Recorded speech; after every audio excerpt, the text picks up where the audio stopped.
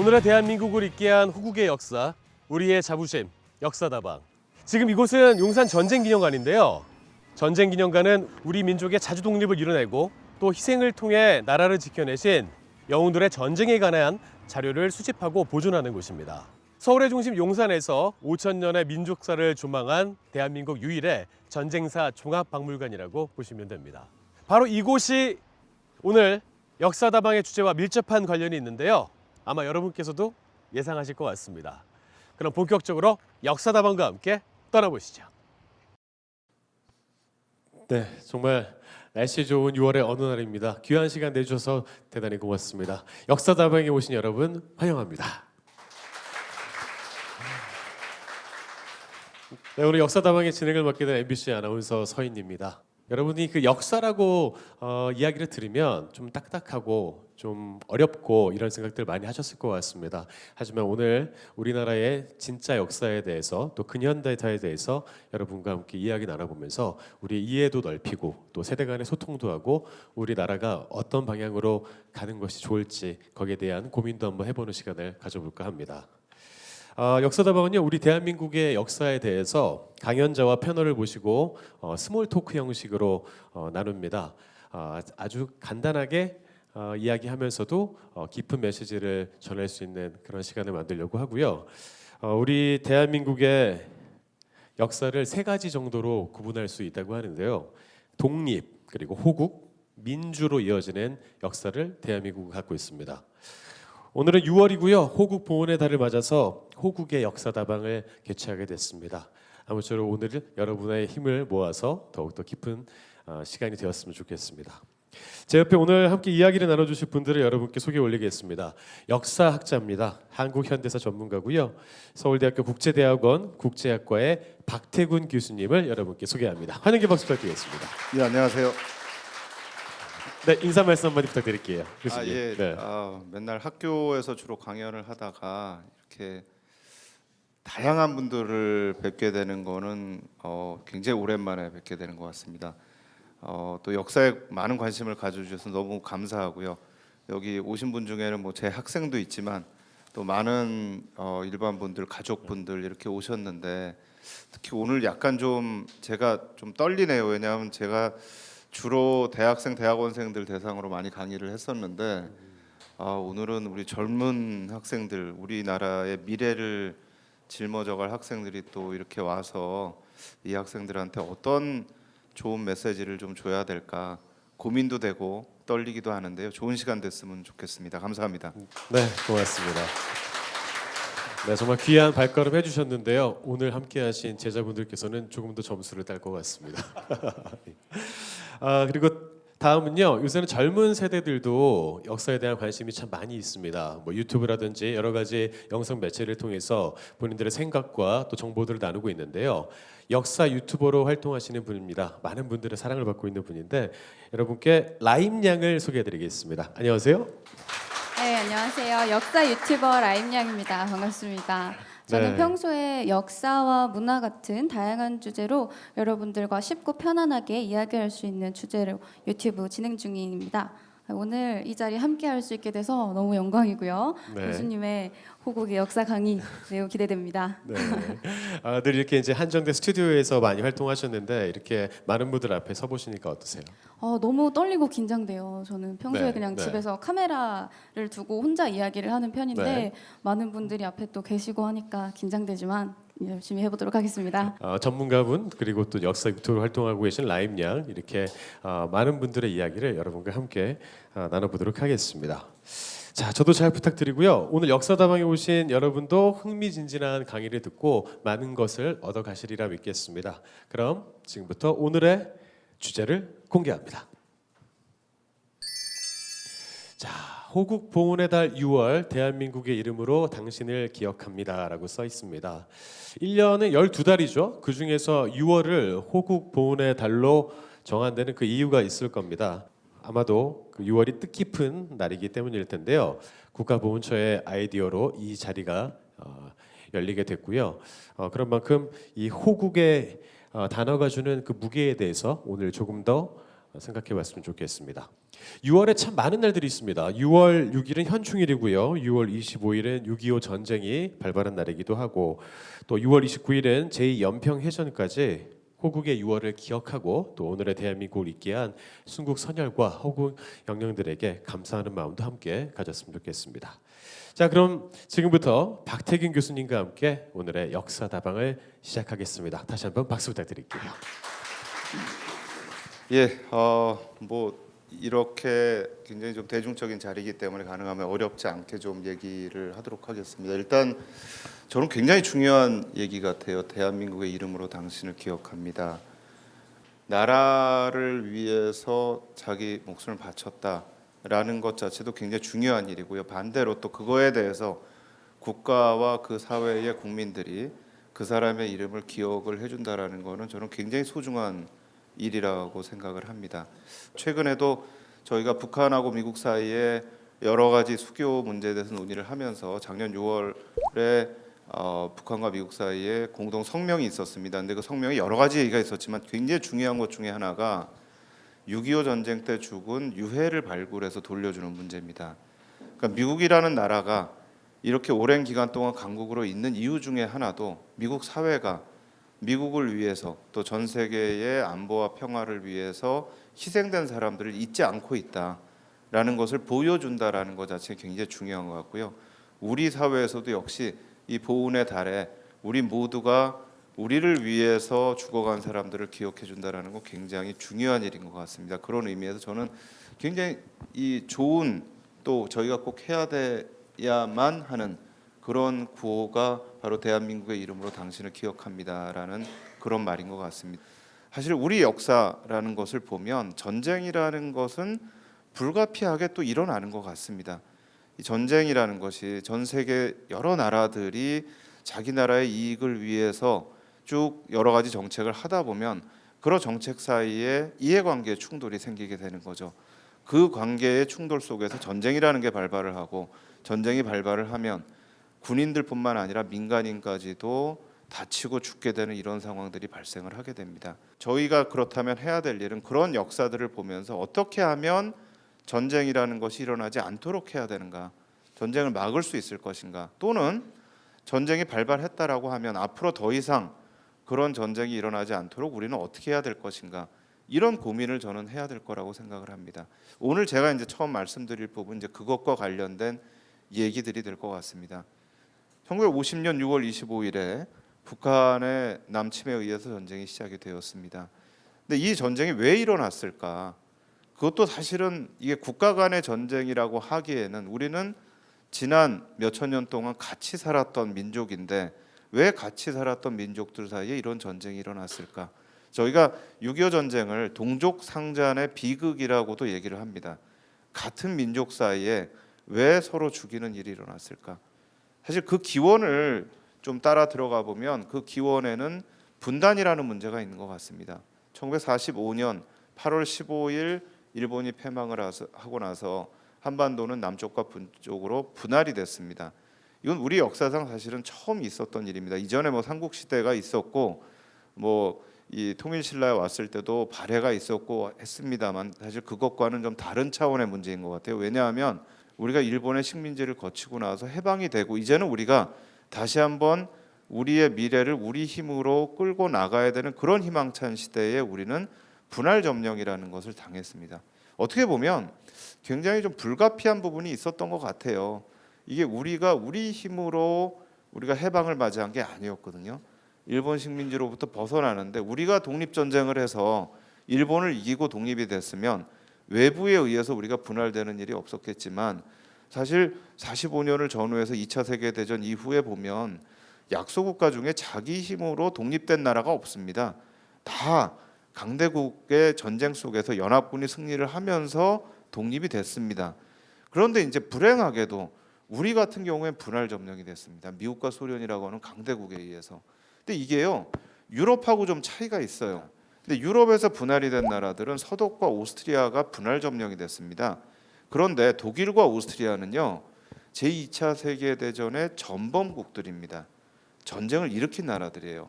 그래서 세계적인 강대국들이 독일과 오스트리아를 분할 점령을 한 거는 니네 이제부터는 더 이상 전쟁 일으키지 마라라고 거기다 벌칙을 준 거예요. 그러니까 나라의 국력을 약화시키기 위해서 나라를 분할시켜 버린 겁니다. 근데 한국과 베트남은 전쟁을 일으킨 전범 국가가 아니에요. 그런데도 분할이 된 거죠. 굉장히 좀 억울한 부분들이 있습니다. 사실 여기에는 그 당시에 국제 정치에 굉장히 다양한 그런 부분들이 퍼즐들이 깔려 있습니다. 근데 그 중에 이제 중요한 것은 2차 세계 대전이 끝나기 직전에 우선 그 당시에 소련의 스탈린이라고 하는 지도자가 아시아 지역의 자기 영향력을 확대하기 위해서 아시아 지역 전쟁에 참전해야 되겠다 이런 생각을 갖게 되는 게 하나 있고요. 두 번째는 미국 쪽에서 이 전쟁을 빨리 끝내야 되는데 독일은 그냥 항복을 했어요. 근데 일본은 그냥 항복을 하지 않고 결사항전을 합니다. 일본의 왕이 일본 군인들한테 명령을 내려요. 너네 미군이 오면 미군한테 항복하지 말고 자살을 해라. 근데 죽기를 각오하고 싸우는 이 일본군들하고 미군이 싸우면서 너무나 어려움을 겪습니다. 그래서 미국 쪽에서 소련에다가 요청을 합니다. 전쟁에 참전을 해달라. 근데 마침 소련은 아시아 쪽에 이해관계가 있었거든요. 여기 땅을 좀 차지하고 싶어요. 아, 잘됐다 하고 옳았구나 하고 참전을 한 겁니다. 그리고 그 시점에서 일본이 항복을 하면서 소련군이 한반도의 북쪽으로 밀고 내려오게 된 겁니다. 그러니까 미군보다도 더 먼저 소련군이 들어오게 됐어요. 그러니까 상황이 이렇게 되니까 미국 쪽에서 명령, 일반 명령이라고 하는 명령을 그걸 내 가지고 소련군은 38선에서 멈춰라. 우리가 38선에서 분할 점령을 하자. 그래서 이제 소련군이 38선 이북을 점령을 하게 됐고 미군이 38선 이남을 점령을 하게 됐습니다. 이게 저희 교과서에 보면 일반 명령 1호에 의해서 미국과 소련에 의해서 한반도가 분할 점령이 됐다. 이런 얘기들은 대부분 나옵니다. 그런데 문제는 그것만 가지고 분단을 얘기를 할 수는 없다는 점입니다. 왜냐하면 일반 명령 1호에 보면은요. 그 당시에 분할 점령을 제기한 그런 나라가 한반도만 있었던 게 아니고요. 베트남도 있었고 중국도 있었습니다. 근데 중국 같은 경우에는 만주 지역은 소련군이 나머지 지역은 중국의 국민당군이 일본군의 항복을 받기 위해서 분할 점령한다 이렇게 돼 있고요. 베트남 지역은 16도선으로 나눈다라고 돼 있습니다. 한반도는 38도선이고 그런데 나중에 보면 한반도는 38도선을 중심으로 해서 남북으로 나뉘면서 대한민국 정부와 북한 정부가 수립이 됐는데 중국 같은 경우에는 만주가 분할이 안 됐습니다. 그 지역이 다 중국으로 지금 편입돼 있어요. 그다음에 베트남도 마찬가지입니다. 베트남 나중에 분할은 됩니다만 16도선이 아니고 17도선으로 분할이 됩니다. 그러니까 이걸 저희가 감안해서 생각을 해보면 일반 명령 1호에 의해서 외세에 의해서 분할 점령된 것이 곧 우리가 분단되는 원인이 됐다라고만은 볼 수가 없다라는 겁니다. 처음에 분할 점령은 됐지만 다른 지역은 그것과는 다른 결과를 가져왔는데 왜 한반도에서는 분할 점령이 분단으로 이루어졌을까라는 고민을 해봐야 된다라는 겁니다. 사실 거기에는 가장 중요한 계기가 됐던 것이 1945년 12월에 있었던 미소 공동위원회라는 것과 그 이후에 나왔던 미소 공동위원회 결정 사항입니다. 우리한테는 그게 이제 신탁 통치안으로 알려져 있습니다. 이 이제 신탁 통치안이 나오면서 한국 내의 정치 세력들이 좌익과 우익으로 나눠지게 되고요. 이 좌익 세력들이 대부분 소련군이 점령하고 있는 북한 지역으로 가게 되고 우익 세력들은 미군이 점령하고 있는 남쪽 지역에 남게 됩니다. 이러다 보니까 이제 남과 북 사이에 서로 간의 적대적인 감정, 갈등 이런 것들이 심화가 되게 되고 그 결과 이제 전쟁이 일어나게 되는 거죠. 근데 사실 이 전쟁을 저는 막을 수 있었다라고 생각을 해요. 분단도 저는 막을 수 있었다라고 생각을 합니다. 왜냐하면 저희가 19세기 말 20세기 초에 얼마 전에 저희 했던 드라마 중에 미스터 선샤인이라는 드라마가 있었습니다. 그 당시에 19세기 말에 한국이 식민지가 되는 걸 막기 위해서 많은 의병들이 자기들이 그 당시에 강력한 일본군하고 싸워서 다 죽을 줄 알면서도 일본군에 맞서서 싸웠던 그런 이 역사가 있습니다. 그 역사라는 것은 결국은 실패를 했습니다만 그럼에도 불구하고 한국 사람들이 일본의 식민지보다는 우리가 독립돼서 우리 주권을 가지고 살기를 원한다라는 것을 명확하게 증명하는 그런 역사적 사건이었습니다.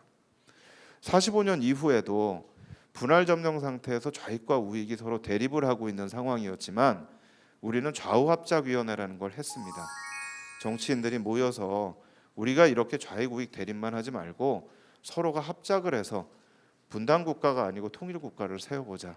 또 마지막에도 결국에는 실패를 했지만 김구 선생이나 김규식 선생이 이 두 분이 거의 목숨을 걸고 북한을 갑니다. 가서 북한의 지도자들하고 만나서 남북 협상을 합니다. 그때 사실은 넘어갈 때 많은 분들이 경고를 했어요. 당신 거기 가면 당신들 신변 책임질 수가 없다. 근데 김구가 한마디를 하고 넘어갑니다. 내가 38선을 베고 쓰러지더라도 나는 이 분단을 막아야 되겠다. 남과 북에서 서로 다른 정부가 수립이 되면 남과 북은 결국 전쟁을 할 것이다. 전쟁이 발발하기 2년 전에 김구는 그거를 예언을 합니다.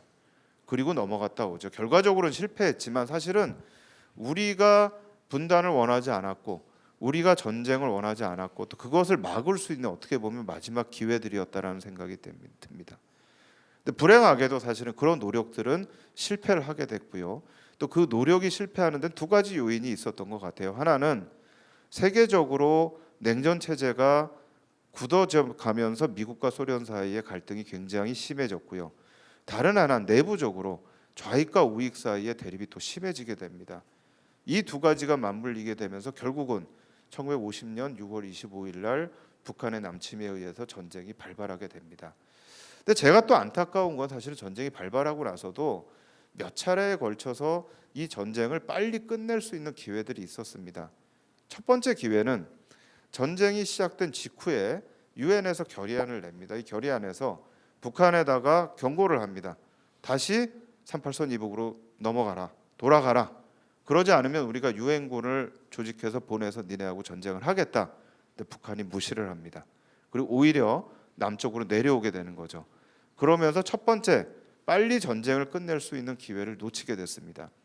두 번째는 미군이 이제 중심이 돼서 유엔군이 우리를 도와주기 위해서 왔고요. 인천 상륙 작전을 하게 됩니다. 인천 상륙 작전이 성공적으로 끝나고 나니까 북한군이 거의 괴멸이 돼요. 왜냐하면 북한군이 그 당시에는 38선 이남을 거의 다 점령을 하고 있었는데 인천에서 한반도의 허리를 끊어버린 겁니다. 유엔군이. 그러니까 남쪽에 있었던 북한의 주력 부대가 북한으로 후퇴를 하지 못한 거예요. 그러니까 북한이 거의 무너지는 상태가 돼버린 거죠. 근데 이 상태에서 미군이 고민을 합니다. 유엔군과 미군이 그럼 이 상태에서 전쟁을 끝내야 되는가? 왜냐하면 처음에 유엔에서 유엔군을 조직할 때 결의안을 낸 게 유엔군의 임무는 북한군을 원래 상태로 되돌리는 데 있다. 그 다시 얘기해서 뭐냐면 38선을 국경으로 다시 만드는 데 있다라고 결의안을 냈어요. 그러면 인천 상륙 작전을 하고 유엔군과 한국군이 38선 이남을 다 회복하면 전쟁이 끝나야 됩니다. 이게 두 번째 기회입니다. 유엔군하고 미군이 인천 상륙 작전에서 이기고 나니까 야 우리가 이기겠구나 하고서는 38선을 넘어간 겁니다. 근데 그 당시에 중국이 경고를 해요. 유엔군이 개입하는 것까지는 좋다. 그런데 38선을 넘어오면 우리가 개입을 하겠다라고 경고를 하는데 미국하고 유엔군은 이기고 있었으니까 이참에 한반도 전체에서 공산주의자들 몰아내자고 38선을 넘어간 겁니다. 근데 사실 이거는 굉장히 무리해서 넘어간 거예요. 왜냐하면 아까 말씀드린 것처럼 유엔군이 38선을 넘어가려면 기본적으로 유엔군의 임무를 변경을 해야 돼요. 왜냐하면 유엔군의 원래 임무는 38선을 다시 국경선으로 만드는 거거든요. 그래서 사실은 저희가 10월 1일이 국군의 날인데 10월 1일에 한국군이 먼저 넘어갑니다. 그리고 유엔군은 38선을 넘어가기 위해서 유엔에서 새로운 결의안이 나온 다음에 넘어가요. 근데 그때 이제 결의안이 바뀌게 됩니다. 유엔군의 또 유엔의 활동의 무대가 38선 이남뿐만 아니라 이북까지도 그 활동 범위를 넓혀주는 결의안이 통과된 다음에 넘어가게 됩니다. 이게 이제 두 번째 기회를 놓치게 되는 거죠. 근데 이게 넘어간 것까지는 좋은데 넘어가게 되니까 중국군을 초대하게 된 겁니다. 그러니까 중국의 입장에서는 유엔군과 미군이 압록강하고 두만강까지 올라오게 되면은요, 유엔군과 미군이 중국과 국경을 접하게 됩니다. 그러니까 중국은 이게 굉장히 두려운 거예요. 그 당시가 중국이 1949년에 공산화가 된 다음에 대만하고 중국 사이에 대립이 있는 상황인데 만약에 한반도 전체가 유엔군과 미군의 영향권에 들어가고 또 다른 국경 지역에 미군이 있으면 이거는 중국한테 굉장히 위협이 된다. 그러면서 이제 중국군이 들어오게 되죠. 그러면서 이제 전쟁이 더 길어지게 됩니다. 근데 저희한테 세 번째 기회가 있었습니다. 이 기회는 1951년 7월 1일에 시작된 정전 협상이었습니다. 전쟁을 끝내기 위한 협상이죠. 사실 이때 전쟁을 끝냈어야 하면 됩니다. 왜냐하면 중국군이 들어오고 나서요, 유엔군도 그렇고 중국군도 그렇고 자기들이 깨닫게 됩니다. 이 한반도에서 문제는 전쟁으로는 해결이 안 된다. 이 힘의 균형이 이루어졌다. 전쟁으로 해결이 안 되니까 빨리 끝내는 게 좋겠다. 특히 한반도 전체가 피해가 엄청나게 컸던 거예요. 여기가 전쟁터가 된 거거든요. 이 피해를 끝내기 위해서는 빨리 끝내야 되겠다. 그래서 51년 7월 1일 날 개성에서 정전협상을 시작을 합니다. 그리고 얼마 지나서 그 무대를 개성에서 판문점으로 옮기게 됩니다. 그게 이제 지금의 공동경비구역입니다. 작년에 우리 대통령님하고 북한의 김정은 위원장이 만났던 곳이 바로 공동경비구역입니다. 거기가 원래 이제 이 개성에서 했던 그 정전협상을 옮겼던 장소가 거기입니다. 그러면 전쟁을 끝내기 위한 협상이니까 그래, 우리 협상하는 과정 동안 전투 멈추자 하면 됩니다. 실제로 며칠간 전투를 멈췄었어요. 그리고 협상을 하면 되거든요. 근데 멈추질 않고 2년 동안 더 전투가 계속이 됩니다. 그래서 이때 나오는 게 이제 여러분들 보셨던 영화 중에 태극기 휘날리며라는 영화가 있고요, 고지전이라는 영화가 있습니다. 영화 둘 다 굉장히 잘 만든 영화인데 그 영화에서 싸우는 장면들이 다 51년 정전협상 시작해서 53년까지 정전협정을 맺을 때까지 했던 전투들입니다. 근데 그 전투에서 또 너무나 많은 젊은이들이 죽어갑니다. 근데 이 협상에 참여했던 미국과 중국과 북한과 남한과 이 지도자들은 자기 이해관계가 있는 거예요. 이게 그냥 끝내면 안 돼요. 조금이라도 내가 이익을 더 보고 전쟁을 끝내야 되겠다라는 그런 마음 속에서 2년 동안 전쟁을 더 끌게 됩니다. 그래서 결국은 50년에 시작된 전쟁이 짧게는 1개월, 또 3개월, 또 1년 만에 끝낼 수 있었던 전쟁이 3년을 가게 됐고, 그 기간 동안에 너무나 많은 젊은 사람들이 전선에서 죽어가게 되죠. 사실 지금도 그래서 우리나라 국방부에서 유해 발굴 사업을 하고 있습니다. 그 지역에서 죽어갔던 너무나 많은 사람들을 발굴을 해서 이분들을 가족의 품으로 돌려줘야 되겠다. 사실 제가 분단의 기원부터 해서 전쟁까지 쭉 말씀드렸습니다만 이런 일들은 앞으로는 더 이상 우리 한반도에서는 일어나서는 안 되겠다라는 의미에서 왜 전쟁이 끝나야 될 때 끝나지 못하고 계속되었는가, 이 비극이 3년이나 계속되었는가를 중심으로 좀 말씀을 드렸습니다. 감사합니다.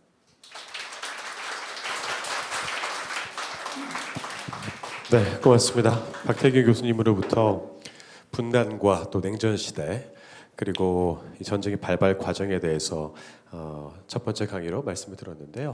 일어나지 않을 수도 있었던 전쟁이었다. 그리고 우리가 겪은 것보다 훨씬 더 빨리 끝날 수 있는 전쟁이었다. 하지만 그렇지 못했다. 그래서 좀 참담하다. 이 마음이 참 많이 전해졌는데요. 사실 뭐 저도 그렇고 전쟁을 겪어보시지 못한 분들이 지금 여기 대부분 계신 것 같습니다. 그리고 제가 생각하는 6.25 전쟁과 또 앞줄에 앉아 있는 우리 어린이들의 생각하는 6.25 전쟁은 또 거리감이 다를 것 같은데요. 아무튼 이 전쟁이라는 이 단어가 주는 무서움과 이 참혹함은 말할 수 없을 정도로 큰데 이제 라임님께서 보시기에는요, 지금 강의 들으시니까 어떤 생각 들으셨어요? 저도 교수님 말씀을 듣고 네. 남북 대립이랑 전쟁이 좀 더 빨리 끝날 수 있었는데 그러지 못했다는 거에 대해서 상당히 안타깝고요. 저도 일전에 6.25 전쟁 관련 유튜브 자료를 준비하면서 예. 흥남철수 작전과 장진호 전투 일화를 상당히 감명 깊게 봤는데요. 예. 문재인 대통령의 부모님도 흥남보도를 탈출하는 피난민 대열에 계셨다고 들었어요. 여러분께서 이제 국제시장이라는 영화로 많이들 이제 알고 계실 텐데요.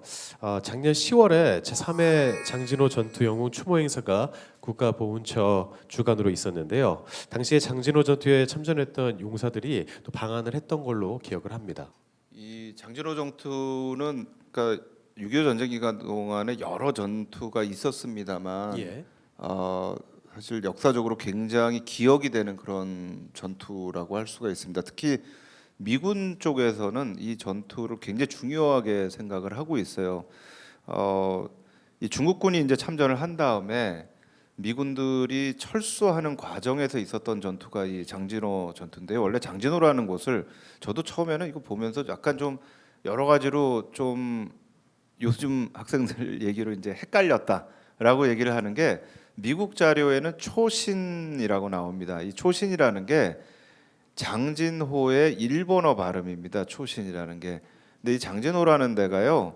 원래 이 일제 강점기에는 그 근처에 질소 비료 공장이 있었습니다.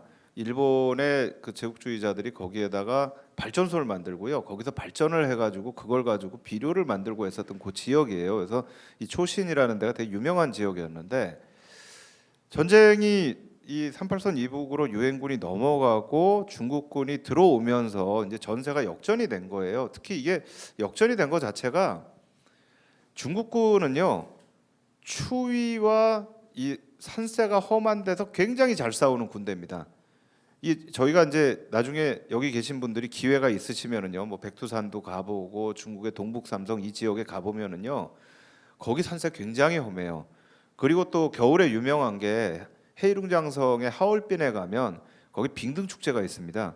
근데 빙등 축제 할 때 가보면은요, 추운 날은 영하 40도 이하로 내려가고요, 따뜻하면 영하 20도 정도 됩니다. 그 정도 돼야 이제 이게 얼음이 남아 있는 거죠. 근데 중국이 45년부터 49년까지 국공내전을 하면서 주요 무대가 됐던 데가 거기입니다. 근데 이게 중국군이 참전을 한 게 45년 11월이고요. 11월, 12월이 너무너무 추웠어요. 그래서 미국에서 굉장히 유명한 저널리스트가 이 6.25 전쟁에서 쓴 책의 제목이 Coldest Winter라는 책입니다. 제목이 그래요. 가장 추운 겨울.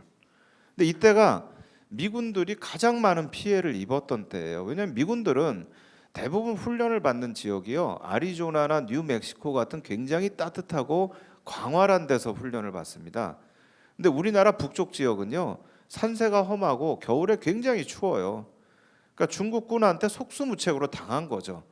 그래서 이게 굉장히 역사적으로 미군이 어려운 상황에서 잘 버텨냈던 그런 전투였다라고 해서 또 유명하기도 하고, 또 많은 미군의 희생이 따랐고요. 또 그 직후에 흥남부두에서의 철수가 이루어집니다. 사실 그걸 통해서 많은 인명을 저희가 또 구할 수 있었던 것이 이 장진호 전투와 또 이 흥남부두의 철수 사건입니다. 그래서 많이 기억이 되고 있고요.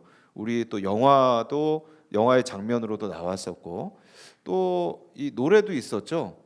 굳세어라 금순환가요? 예, 그것도 사실 이 흥남부두를 그 철수하는 거 이걸 배경으로 해서 이루어졌고, 그때 내려오신 분들이 부산에서 많이 자리를 잡습니다. 장진호 전투와 관련돼서 또 빼놓을 수 없는 것이 이제 흥남 철수 작전인데요. 흥남 철수 작전에 대해서도 라임님께서도 따로 이제 컨텐츠를 만드신 적이 있죠? 제가 네. 컨텐츠를 네. 한 적이 있는데요.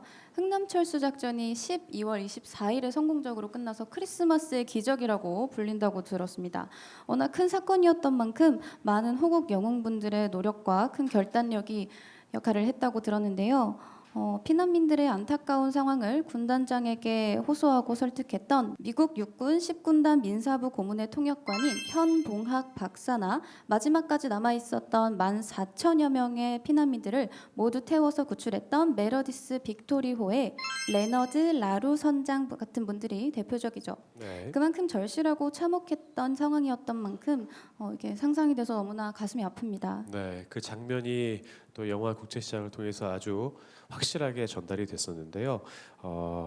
그 마음이 어땠을지 정말 상상이 안 될 정도로 정말 절실하고 슬펐던 장면이었던 것 같습니다. 그러니까 6.25 전투 중에 가장 참혹했던 격전지로 꼽히는 게 이제 장진호 전투인데요. 실제 참전하신 분께서 이런 말씀을 하셨습니다. 워낙 혹한이다 보니 총에 맞아 철철 흐르던 피가 추운 날씨에 바로 얼어붙으면서 지혈이 되더라. 그래서 살아남았다. 그 정도로 혹한의 추위에서 있었던 것이 장진호 전투입니다. 또 포탄이 빗발치는 전쟁터에서 장렬하게 산화하신 분들이나 또 국군이나 유엔군을 막론하고 당시에 그 20대 젊은이들이 참 많이 있었을 때인데요. 저보다도 훨씬 어린 그 20대 또 10대 그 젊은이들이 그렇게 산화했을 거 생각하니 정말 마음이 아픕니다. 네. 네, 참전했던 분들 중에 20대 분들도 많았지만 예. 정말 지금 고등학생 정도의 10대 청소년들도 많았다고 해요. 여성분들도 계셨고 심지어 지게 부대원들도 있었다고 들었습니다. 그 나중에 이제 이 포로송화 문제하고도 또 관련이 되는 건데요. 예. 그 당시에 이제 북한군이 군인들을 동원을 하면서 특히 이제 남쪽을 점령하고 있을 때 전쟁 발발 직후에 점령하고 있을 때 남쪽의 고등학생들을 인민군에다가 입대를 시켰어요. 그래서 이 북한군에 들어가 있었던 남쪽 출신의 고등학생들이 있어요. 근데 이 사람들이 이제 나중에 이 오히려 자기들은 대한민국에 살고 있는 사람인데 북한군에 편입됐다가 대한민국군의 포로가 되는 경우도 있고 나중에 또 철수했다가 북쪽에서의 전투에 또 참여했다가 돌아가시는 분들도 있고 또 이 외에도 또 학도병으로 또 참여하신 분들이 있거든요. 나라를 구하겠다. 근데 이분들은 제대로 또 전투 훈련을 받지 못한 분들이기 때문에 마음은 굉장히 강하지만 사실은 뭐 여러 가지 전투 과정에서 희생을 입은 분들이 또 굉장히 많았었죠. 정말 많은 분들의 희생이 있었던 그런 전투였는데요. 여러분 혹시 고 박재권 중사라고 들어보셨습니까? 고 박재권 중사는 지난 현충일에 국가유공자 자격을 수여받으신 6.25 참전 용사신데요. 비무장지대 화살머리 고지에서 유해가 발굴이 됐는데 당시에 23세였다고 합니다. 그리고 이번 현충일 행사에 김혜수 씨가 또 직접 하신 게 있었어요. 네. 배우 현충일 당일날 배우 김혜수 씨가 낭독했던 고 성복환 일병의 아내분 편지도 눈물이 나더라고요. 6.25 전장으로 떠난 이후 가족의 품으로 돌아오지 못한 남편에 대한 그리움을 담은 편지였죠. 네, 아직도 많은 분들의 유해가 묻혀 있겠죠. 부장님. 예. 제가 뭐 최근에 그 유해 발굴하는 분들한테 얘기를 들어보면 워낙에 비무장지대 자체는 그 동안에 사람들이 들어가지 못하는 지역이 있고요, 개발을 못하는 지역이었는데 최근에 이제 남북 간의 합의에 의해서 이제 OP도 철수를 하고 그러면서 그 지역에서 지금 제일 먼저 이루어지고 있는 작업이 유해 발굴 작업을 하고 있다 그래요. 근데 그 작업하시는 분들 얘기를 들어보면 일부 지역에서는 몇 개의 그 유해가 같이 나온다는 거예요. 그대로. 근데 이게 이제 그 지역에 포탄이 떨어지거나 그 지역에 어디 매복을 하고 있다가 이게 동굴이 무너지거나 이러면 이분들이 그 상태에서 고스란히 그대로 이 묻히는 상황이 와가지고 지금 유해 발굴을 하고 있는데 발굴하시는 분들도 너무 많이 고생을 하시는 것 같지만 그 분들의 유해가 빨리 저는 가족의 품으로 좀 돌아갔으면 좋겠고요. 또 저희가 DMZ를 평화적으로 개발하기 전에 이런 작업들이 좀 빨리 이루어졌으면 하는 그런 소망이 있습니다. 네, 그렇습니다. 6.25 전쟁 그리고 장준호 전투 또 흥남 철수 작전에 대해서 여러분과 이야기를 좀 나눠봤는데요. 아직도 수많은 유해들이 아직 묻혀 있다는 거 제 마음을 아프게 합니다. 자, 1953년 7월 27일에 정전 협정이 체결이 됐습니다. 그리고 전쟁은 일단은 끝이 났습니다. 전쟁은 끝이 났는데도 지난 70년간 여전히 우리는 전쟁의 위협 속에 또 불안 속에 살고 있었다라는 생각이 드는데요. 우리나라가 정확히 종전이 아니라 아직까지는 정전 상태지 않습니까, 교수님? 네, 그렇습니다. 네. 이런 상황에서 우리가 어떤 생각을 또 가져야 되는지, 그리고 또 이 정전 협상이 지금 2년이 넘는 기간 네. 동안 진행이 된 걸로 알고 네. 있는데요. 설명 좀 네. 부탁드릴게요. 네, 혹시 여기서 네. 고지전이란 영화 보신 분 있으세요? 보셨어요? 그 고지전의 첫 번째 장면이 혹시 기억나세요? 그 고지전, 그러니까 맨 첫 번째 전 말고요. 그 중간, 그러니까 앞 부분인데 유엔군하고 북한군하고 중국군이 이렇게 딱 모여가지고 이 책상에서 이쪽에 이제 중국군하고 북한군이 있으면 여기 이제 유엔군하고 한국군이 해가지고 지도 놓고 이렇게 긋는 장면이 나와요. 그래서 여기 딱 하고선 선을 그어가지고 하는 장면이 나오는데 이게 이제 정전 협상에서 첫 번째 이 쟁점이 됐던 부분이에요. 그러니까 어디로 국경선을 그어야 되느냐, 전쟁이 끝나면 어디로 그을 것이냐. 원래 이제 이 중국군하고 북한군은 38선을 그대로 다시 복원하자라고 했어요. 근데 유엔군하고 미군에서는 우리가 지금 전쟁을 조금 더 하면 이걸 더 북쪽으로 올릴 수 있겠다. 그래서 새롭게 우리가 이 선을 만들자. 실질적으로 보면 동부전선 쪽은 우리가 수복 지역이 굉장히 많잖아요. 근데 서부전선은 오히려 우리가 더 뺏긴 부분들이 있습니다. 근데 서부전선이 뺏긴 거는 애초에 정전 협상 자체를 개성하고 판문점에서 했는데 개성 판문점이 38선 이남에 있어요. 그러니까 여기서부터 선을 그으면 서부전선에서 우리가 땅을 수복하기가 어렵습니다. 근데 이제 동부전선에서 수복을 한 건데, 근데 이걸 이제 새로 긋자고 하다 보니까 그럼 지금 전투가 어디서 이루어지고 있느냐를 가지고 얘기를 한 거고, 그게 이제 고지전이라고 하는 영화의 앞부분에 나오는 겁니다. 근데 이 문제는 어쨌든 우리가 그럼 전쟁이 끝났다라고 선언하는 날 있는 전선을 가지고 그거를 우리가 새로운 국경선으로 하자라고 합의가 빨리 이루어져요. 근데 전혀 예상하지 못했던 데서 문제가 된 게 아까 잠깐 말씀드렸던 포로 문제입니다. 포로라는 거는요, 저희가 1949년에 이 6.25 전쟁 발발하기 1년 전에 제네바에서 포로에 대한 국제 합의를 합니다. 그 합의에 뭐라고 돼 있냐면 전쟁이 끝나면 모든 포로는 즉각 무조건 돌려보낸다라고 돼 있습니다.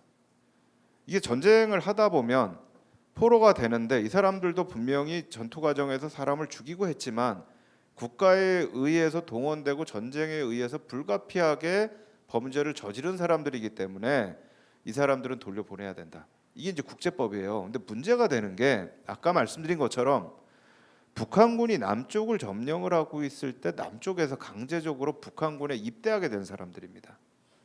근데 이 사람들은 북한군에 입대는 했지만 자기들이 원해서 한 것도 아니고 자기들 집도 북한이 아니에요.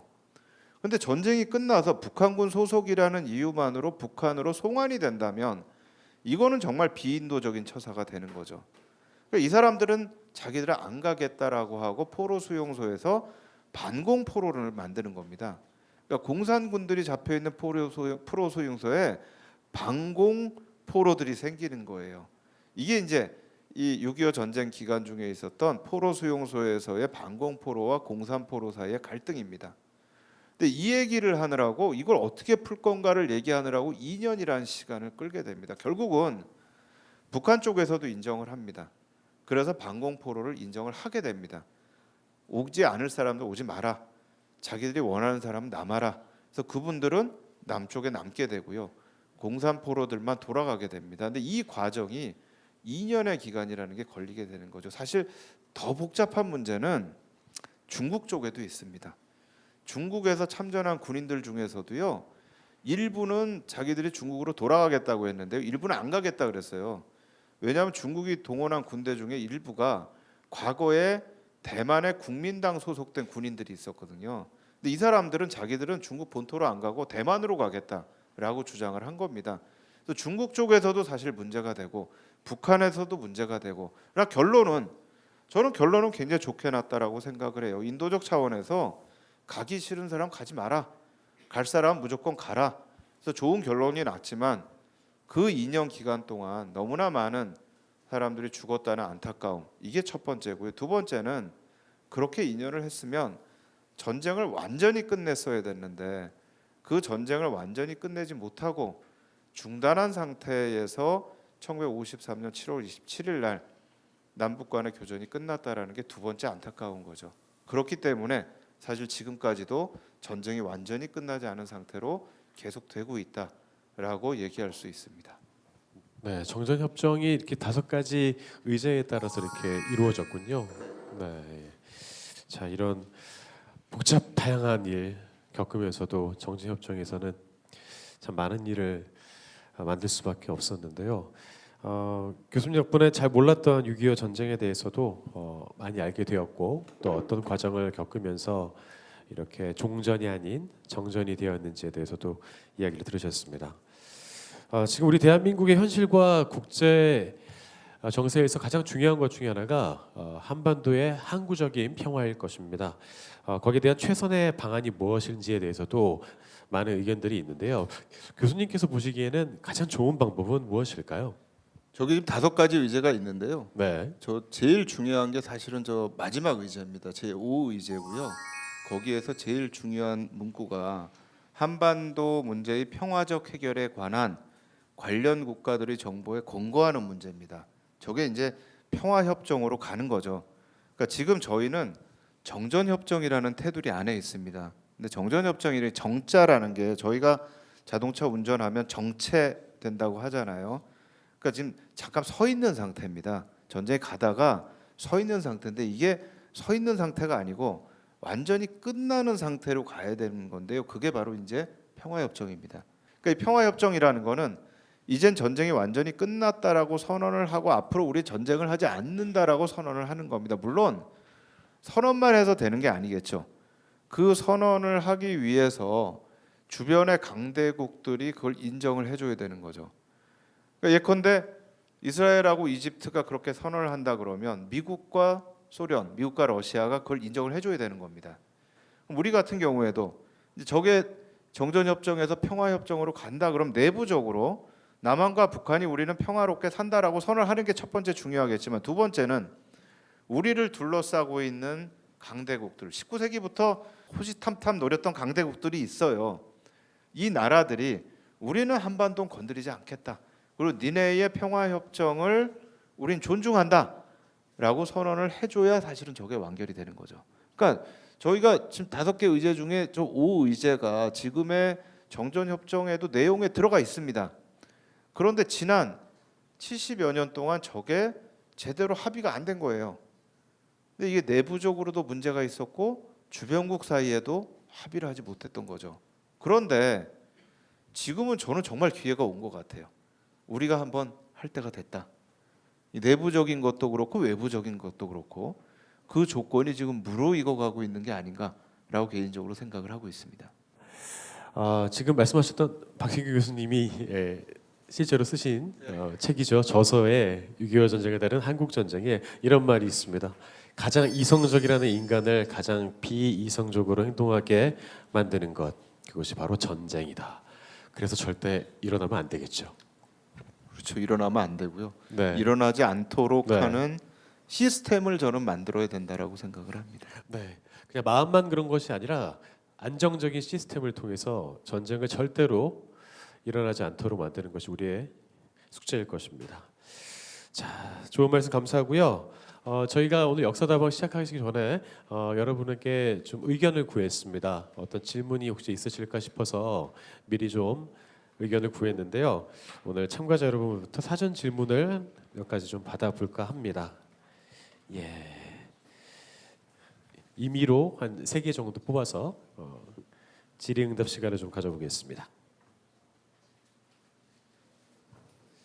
자, 첫 번째 질문인데요. 읽어드리겠습니다. 남북한의 평화를 위해 초중등 학생들에게 가장 중요하다고 말씀해주고 싶은 한 가지는 무엇인가요? 라고 질문해 주셨네요. 네. 몇 가지 얘기해도 되나요? 한 가지만 해야 되나요? 한 가지 같은 붙이셔야지. 몇 가지로 말씀해 주시면 될 것 네. 같습니다. 옆쪽에서 나온 것 같은데요. 글쎄요. 제일 중요한 거는요. 저는 평화가 소중하다라는 것을 마음속으로 느끼고 다짐하는 게 가장 중요하다라고 생각을 합니다. 그러니까 제가 아까 그 말씀을 드렸죠. 지금 한반도가 평화 체제가 되려고 하면 내부적인 합의와 외부적인 합의가 필요하다. 근데 사실 제가 이제 그 예를 보는 게 어디냐면요. 오스트리아 같은 예예요. 오스트리아도요. 우리나라처럼 분할 점령이 됐던 나라입니다. 근데 오스트리아는요. 지금 영세 중립국이 돼 있어요. 55년에 분할 점령에서 극복을 하고 통일 국가를 수립한 이후에 지금까지 전쟁도 일어나지 않고 영세 중립국이 돼서 거기에 지금 수많은 국제 기구들이 가 있습니다. 지금 이 오스트리아 비엔나는요. 한국 분들이 너무나 즐겨 찾는 관광지예요. 그래서 굉장히 평화롭고 굉장히 아름다운 지역이 있어요. 전쟁이 없거든요. 거기는. 거기다 중립국 선언도 했어요. 근데 이 오스트리아는요. 중립국 선언을 어떻게 한 거냐면 외부에서 니네 중립국 해라고 한 게 아니고요. 외부에서 오스트리아 문제를 어떻게 처리해야 되나 고민을 하는데 오스트리아 사람들이 선언을 했어요. 우린 중립국이다. 그러니까 니네는 우리 중립국으로 인정해줘야 돼. 우린 이제 전쟁 안 해.라고 했더니 그걸 굉장히 강하게 얘기를 했더니 외부에서 미국, 영국, 프랑스, 러시아가 그래? 그럼 니네 한번 그렇게 살아봐 하고 인정을 해준 겁니다.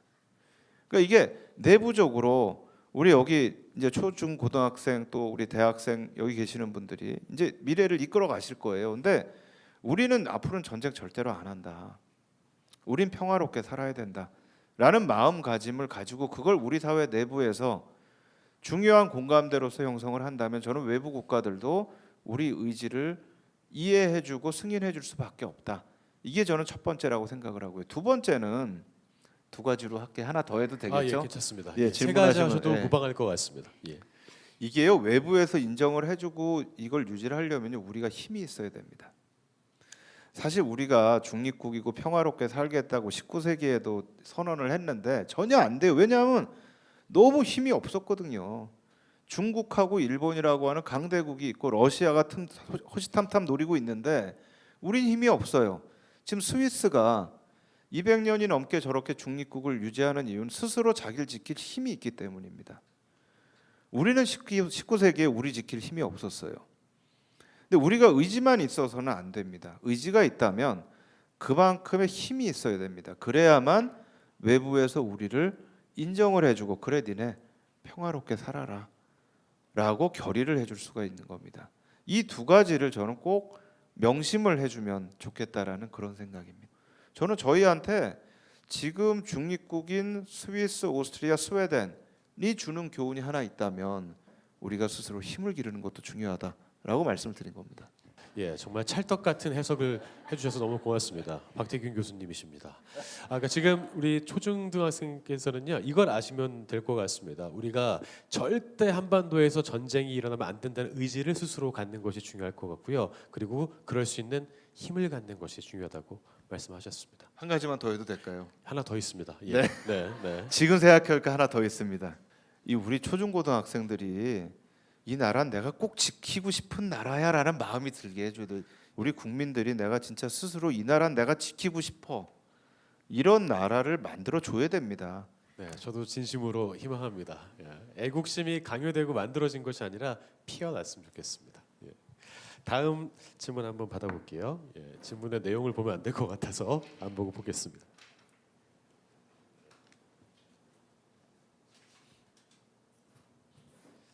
자, 두 번째 질문인데요.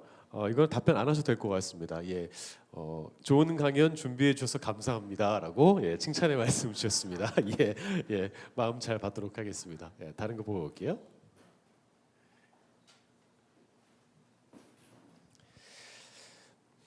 네, 질문입니다. 만약 전쟁이 나지 않았다면 남북 간의 관계는 괜찮았을까요? 라는 질문입니다. 6.25 전쟁이 없었더라면. 예, 네. 이거는 좀 라임 양이 답변을 좀 해주면 좋겠어요. 예. 역사책을 많이 예, 라임님께서는 보시니까 본인의 의견을 말씀해 주시면 이게 역사하는 사람한테 제일 어려운 게 사실은 만약에라는 네. 거예요. 저희는 사실을 가지고서는 그렇죠. 네. 공부를 하는데 예. 만약에 이건 유튜버가 해주셔야 될 것 같아요. 그 역사학자가 답변하기는 조금 조금 이렇게 어려울 수 있을 것 같아서요. 예, 역사학자가 한 말이 더 심오한 무게가 실릴 수도 있잖아요. 아니 제 직업을 지켜야 되기 때문에. 예, 알겠습니다. 예, 그냥 라임 양의 개인적인 생각을 말씀해 주시면 좀 좋을 것 같습니다. 네, 저도 역사 유튜브를 하면서 상당히 많은 분들이 만약에 이랬으면 어땠을까라는 질문을 상당히 많이 해주세요. 만약에 정조가 좀 더 오래 살았다면, 네. 단종이 좀 더 오래 살았다면 어땠을까요? 이런 이야기가 상당히 많았는데요. 그래서 저도 상당히 만약에 이랬으면 어땠을까라는 걸 말씀드리기가 조금 조심스럽지만 아마 6.25 전쟁이 일어나지 않았다면 조금 더 많은 독립 영웅분들이 인정을 받지 않았을까 하는 생각도 요즘 조금 들고 있어요. 우리가 좀 더 많은 역사를 다양한 시각으로 볼 수 있었을 것 같아요. 제 생각은 그렇습니다. 네. 그리고 아무래도 네. 전쟁을 하지 않았으면 저는 남북 간의 적대감이 좀 줄어들지 않았을까. 네. 그러니까 이게 동독하고 서독이 통일을 쉽게 할 수 있었던 이유 중에 하나가 전쟁을 안 했습니다. 그러니까 동독 서독 사는 사람들이 적대감이 없는 거예요. 근데 우리는 전쟁을 했어요. 그러니까 사실 적이었던 적이 있거든요.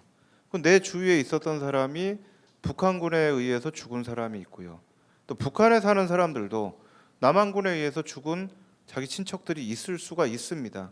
그러니까 이 적대감 때문에 사실은 우리가 만약에 통일이 된다고 하더라도 또는 평화협정을 맺는다고 하더라도 상호가 완벽하게 신뢰할 수 있을까?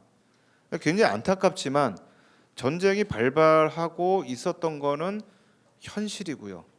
그 현실이 그렇다고 우리가 지울 수는 없기 때문에 그럼 이 과정을 어떻게 치유해 나갈 것인가에 대해서 저희가 고민해야 되는 게 아닌가. 사실 저희가 보훈처라는 기구가 중요한 이유가 국가를 위해서 희생하신 분들한테 보훈을 해드리는 그 역할도 하나 있지만요. 또 하나는 이 전쟁 과정을 통해서 입었던 여러 가지 피해와 적대감들을 치유하는 그것이 또 하나의 보훈처의 중요한 일이라고 생각을 합니다. 그래서 우리 대한민국 정부에는 보훈처라는 것이 있는 거죠.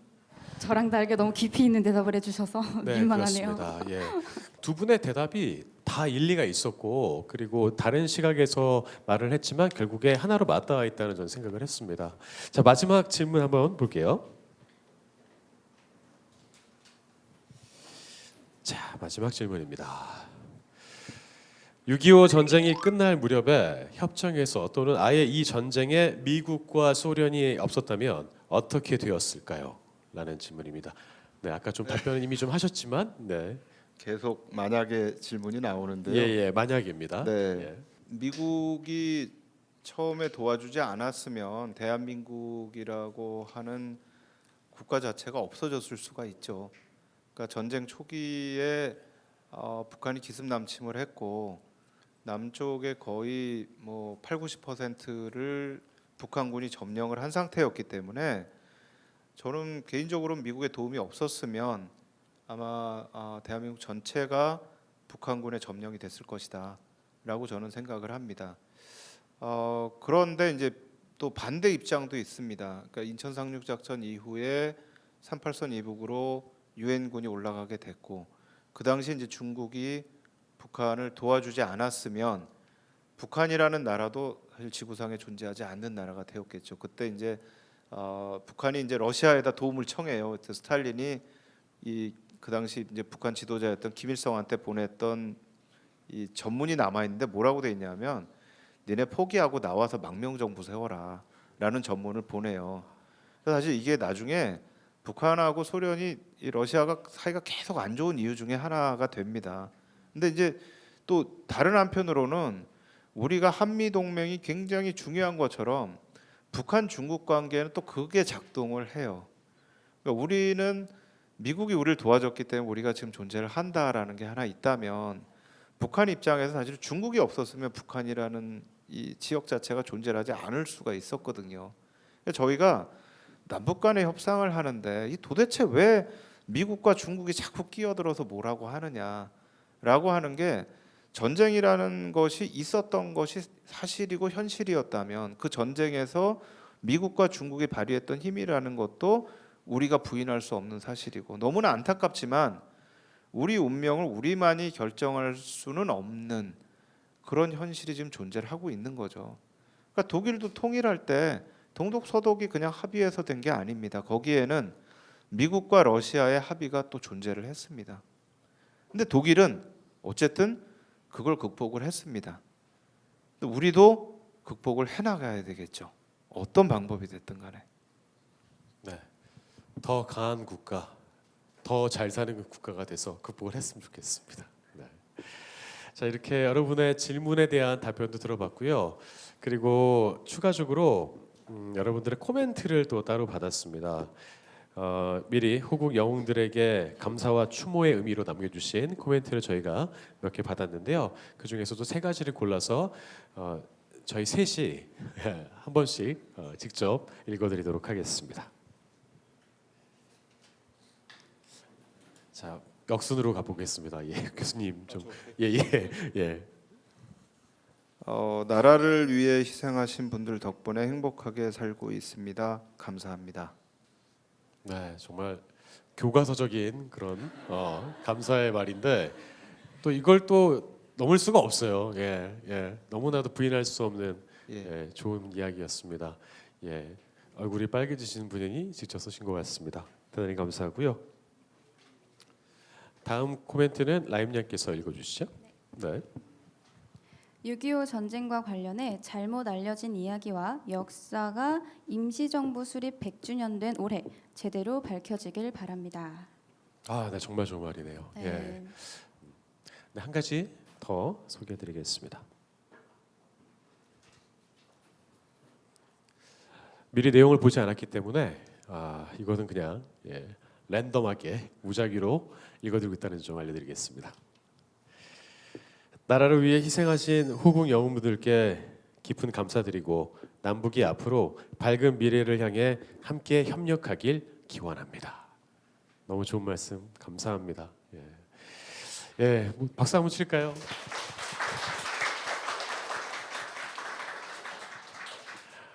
오늘 이렇게 박태균 교수님으로부터 전문적이고 또 좋은 이야기도 들었고요. 그리고 전문가라고 하긴 뭐하지만 저는 이런 표현을 쓰고 싶습니다. 라임양 같은 경우에는 역사 애호가입니다. 정말 역사에 대한 애정과 관심이 정말 남다른 분인데요. 그리고 저도 역시 여러분과 이렇게 함께하면서 많이 배웠는데 다른 질문이 있거나 또 소감이 있으실 것 같은데요. 어떤 분께서 말씀해 주시겠습니까? 기본 자리를 우연히 함께 하게 돼서 굉장히 마음이 뭉클합니다. 저는 호국 본가족입니다.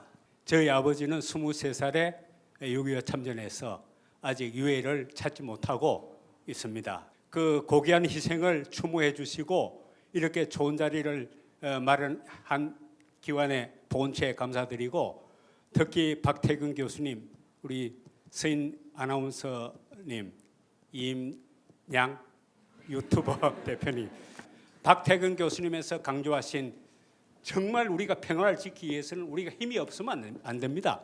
우리가 힘이 있어야 이 자유도 지키고 평화도 있습니다. 그것만은 여러 우리 젊은 세대들이 젊은 분들이 기억해 주시면 너무 고맙겠습니다. 감사합니다. 네. 정말 감사합니다. 어르신께서 그렇게 말씀을 해주시니까 정말 와닿습니다. 그리고 어르신 정말 고맙습니다. 꼭 기억하겠습니다. 자, 오늘 그리 길지 않은 시간이었지만 여러분과 함께 이야기 나눴습니다. 많이 배웠고 많이 깨달았던 순간이었습니다. 6.25 전쟁에 대해서 다시 생각해 볼 수 있는 좋은 기회였고요. 정말 많은 분들이 모든 것을 희생하고 지켜낸 우리나라, 우리가 더욱더 강하고 더 멋지게 만들어야겠다는 생각도 함께 했습니다. 다시 한번 우리 나라를 수호해 주신 참전 용사들과 호국영들께 모두 감사의 마음을 다시 한번 전했으면 좋겠습니다. 자, 오늘 함께 하셨는데요. 라임 양 소감이 궁금합니다. 어떠셨습니까? 네, 제가 역사 유튜버지만 제가 잘 몰랐던 상당히 깊이 있는 역사 강의 인상 깊게 잘 들었고요. 그리고 과거는 공부를 하는 학문이 아니라 역사적 사실을 성찰함으로써 오늘을 또 제대로 살게 해주는 학문이라는 그런 생각이 다시금 들게 됐습니다. 정말 감사합니다, 교수님. 네, 고맙습니다. 그리고 박태균 교수님께서도 좀 남다른 소회가 있으실 것 같은데요.